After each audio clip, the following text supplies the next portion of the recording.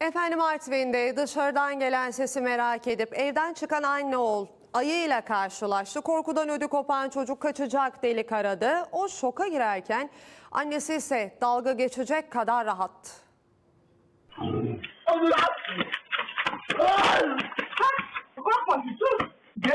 Korktu, hoplaya zıplaya kaçtı. Annesi ondan cesur çıktı.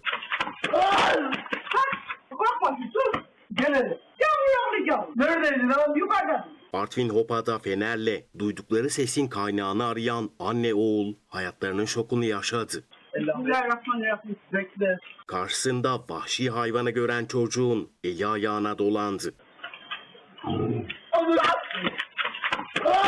Korkma sus. Gel hele. Neyse ki ayı da onlardan korkup ormana geri kaçtı.